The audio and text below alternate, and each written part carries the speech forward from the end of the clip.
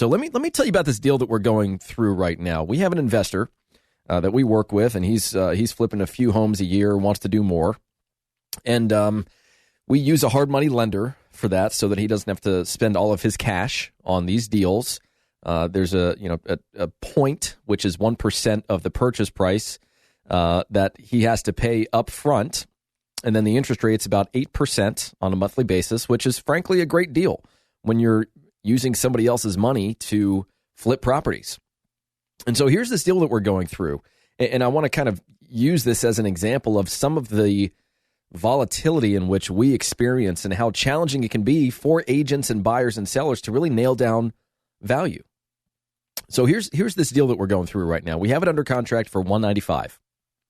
We think we can sell it for $290, and that's a conservative price. You know, when we're analyzing these properties that we're going to flip, whether it be something I'm flipping personally or an investor that we're working with, of course, we want to know what the end result is going to be before we even become interested in this property to the point where we're going to make an offer. We need to know how much we can sell it for. We need to know how much we think it's going to cost us to renovate the property in order to achieve that sales price. Of course, we need to know all the costs associated with holding on to the property while we're renovating it. We need to know all the costs associated with buying it and then selling it. And then based on how much we want to make on that deal, that then determines the maximum amount that we can buy that property for in order to achieve that return on investment that investor is looking for, or that I myself am looking for. So in this particular example, it's under contract at $195. We think we can sell it for $290. It's going to cost us about $45,000 to renovate it. And after, all the carrying costs and the fees associated with buying and selling it, this investor is going to make about $30,000, $25,000 if you want to become even more conservative. So on paper, it makes sense for this investor. Based on our consult, it makes sense for this investor. We think we can get this done for him. But he's borrowing money from a third party, and that third party wants individual verification that this is, in fact, a good deal. This is something that this investor isn't going to lose on.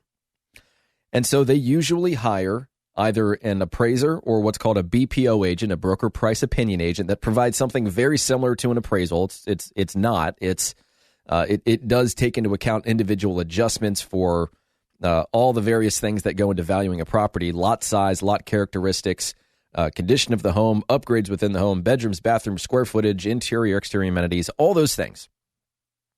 Anyways, appraisal number one says that the as-is value is $145,000, and the ARV, the after renovation value, is only $270,000. And so this agent on my team brought this to my attention, and we start looking through this appraisal, and I said, this is unfortunate because this is what people, sometimes do and pass this information off as reliable researched data. They only used one sale that sold for exactly $145,000 in similar condition to what our property is in. But there were plenty of other comps that supported a much higher value, very close to what we're under contract at, $195,000. So we said, you know what? Let's get a second appraisal. The second appraisal comes in at $192,000 in as-is condition, but only a $250,000 ARV, after renovation value. The BPO agent didn't ask any questions about the extent of the work that the investor was going to do. And so you have this huge variance in what people believe this property is worth in its current condition and then what it's going to be worth after the sale, even though there are properties in this very specific area that have sold in the lower 300s. We're being conservative at $290,000. We know the market. We're not going to steer our investor toward a deal that doesn't make sense. But now we have to convince these agents that have done their quote-unquote due diligence to provide a report to the lender that says, hey, this is how much it's worth right now. This is how much it's going to be worth after renovations. Well, of course, in order to determine that, we need to know, or they need to know, what all is going to go into this property. What is it going to look like once it's renovated? You can't make assumptions based on that. I could do the, simple carpet throughout and a paint job and clean everything up, and that's going to be a wildly different value than putting in engineered hardwoods and new cabinetry and quartz countertops and stainless steel appliances and, doing really nice things in the bathrooms and adding a deck and a fence and landscaping and a new roof and new HVAC, and the list goes on and on and on.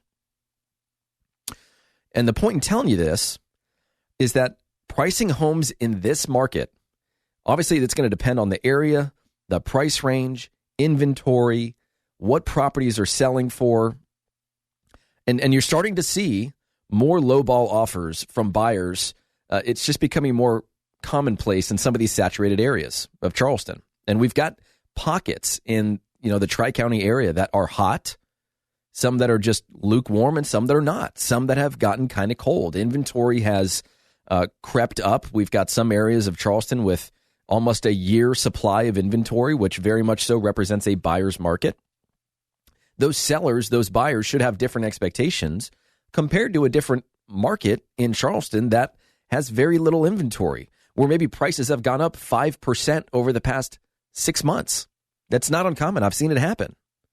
But buyers think that Charleston real estate in general is, and we're getting a lot of this right now, buyers are tending to think that Charleston real estate in general is overinflated.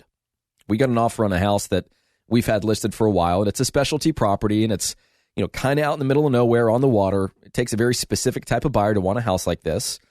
And so they made an offer that they tried to justify with, days on market and what they believed the property was worth. But then it kind of, the overarching message was that, well, hey, you know what? All real estate in Charleston is overinflated. So, I'm not going to pay what Charleston thinks the property is worth. And I can see why people would say that when comparing Charleston to another area where prices, just generally speaking, are lower. But prices, generally speaking, are supported in large by what other people are willing to pay for similar properties. And so, every seller out there wants a realistic idea of what their home is actually going to sell for. But agents, we love focusing, for whatever reason, on the list price more than the sales price. This is how much I think I can list it for. And sellers, they get dollar signs in their eyes when they hear these list prices, which is why you should be interviewing multiple agents. And we're going to talk more about that in a little bit. But they focus on the list price more than the sales price, mostly because they don't know how much it's going to sell for. If they really don't understand the dynamics in the market, if they are not in that market, selling real estate in that market, or they're not doing their due diligence to really understand the trends in that market right now, then they're relying on historical data. And I was telling another agent on my team. Have a real estate question? Ask Brian Beatty. Send him an email, lowcountryhomesales@gmail.com. The Brian Beatty Real Estate Show is on 1250 WTMA.